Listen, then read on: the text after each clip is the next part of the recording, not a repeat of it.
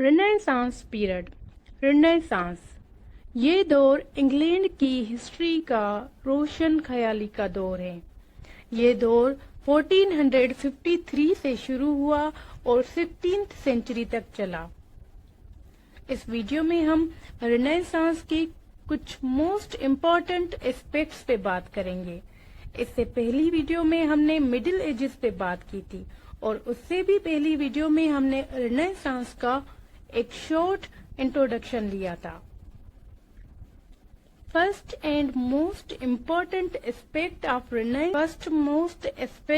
Renaissance is humanism and second most important aspect is rediscovery of classical antiquity, and other aspects are reformation, the growth of nationalism, exploration of the world and new learning.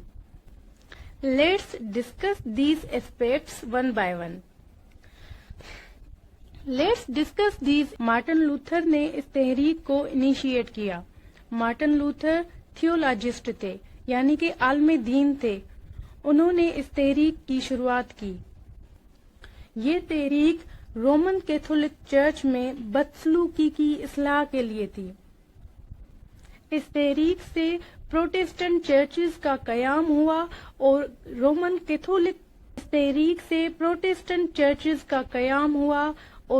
Catholic churches کی بدسلوکی ختم ہوئی۔ اس دور میں religious conditions یہ تھی کہ اس وقت Catholics جو تھے وہ بہت شدت پسند تھے، مذہب میں ایکسٹریمسٹ تھے۔ Catholics do not base their belief on the Bible only. Along with the Holy Scripture, they are additionally bound by the traditions of the Roman Catholic Church. تو اس میں کیتھولکس جو تھے وہ کرسچینٹی میں بہت ایڈیشنز کرتے تھے اور ایڈیشنز کے علاوہ وہ عام لوگوں پر۔ مارٹن لوتھر ایک جرمن ٹیچر تھا اور کیتھولک چرچ کا ایک پادری تھا۔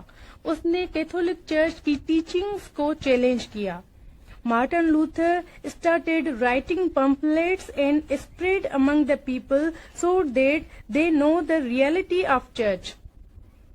اس کے بعد مارٹن لوتھر کی اس تحریک کی وجہ سے پروٹیسٹنٹس نے جنم لیا اور وہ آگے آئے، وہ پاور میں آئے اور کوئین ایلزابتھ بھی ان کو سپورٹ کرتی تھی۔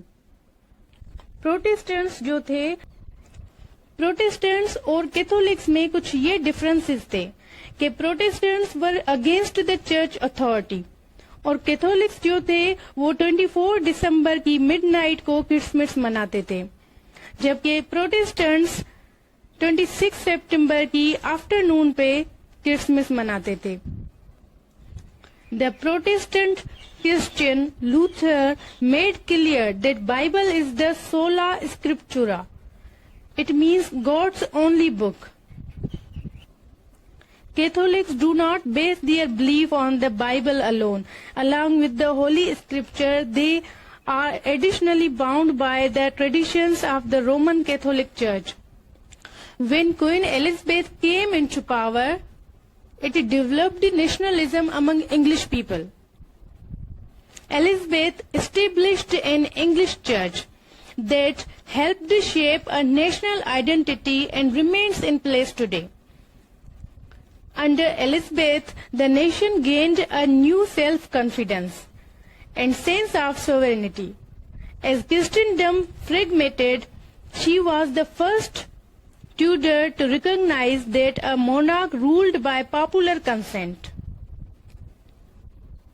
Queen Elizabeth ٹیوڈر ڈائنیسٹی سے تعلق رکھتی تھی اور ان کے فادر تھے ہنری ایٹ کے بعد کوئین ایلزابتھ پاور میں آتی ہے۔ ایلزابتھ نے انگلش چرچ قائم کیا جس نے ایک قومی شناخت کو تشکیل دینے میں مدد کی اور آج بھی وہ چرچ قائم ہے، اگرچہ اس نے بڑی حد تک دفاعی خارجہ پالیسی کی پیروی کی۔ اس کے دور حکومت نے بیرون ملک انگلینڈ کی حیثیت کو بڑھا دیا۔ ایلزابتھ کے تحت قوم نے ایک نیا خود اعتمادی اور خود مختاری کا احساس حاصل کیا، جس سے عیسائیت بکھر گئی، یعنی کہ اولڈ کرسچن ڈاکٹرائن بکھر گیا۔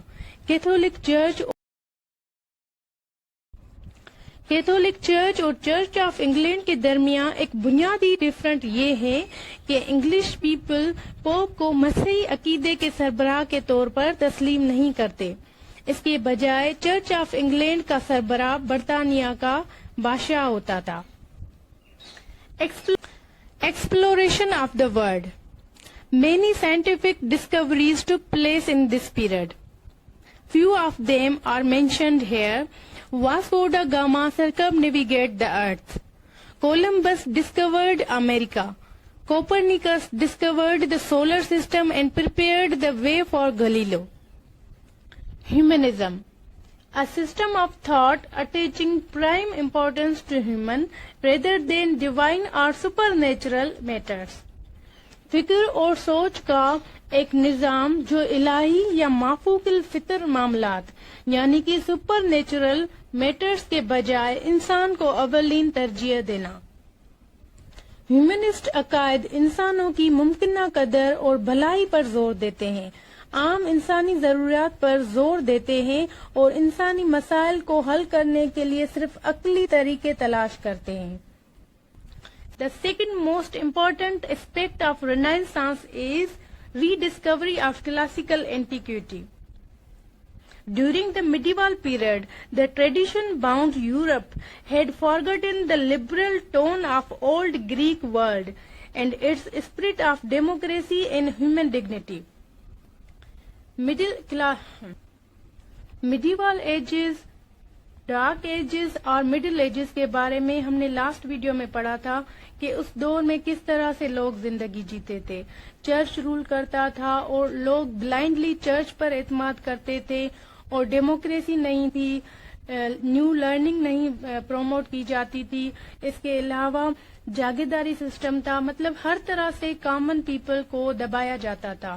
تو اس دور میں جب کوئین ایلزابتھ آئی، ڈیموکریسی اسٹارٹ ہوئی تو زندگی کے ہر پہلو میں اصلاح ہوئی. New learning.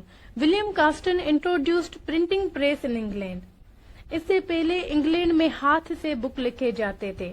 پرنٹنگ پریس کے آنے کے بعد لرننگ کا رجحان بڑھا اور کانسٹینٹینوپل سے آنے والے اسکالرس نے کیمبرج اور آکسفورڈ یونیورسٹی میں پڑھانا شروع کیا.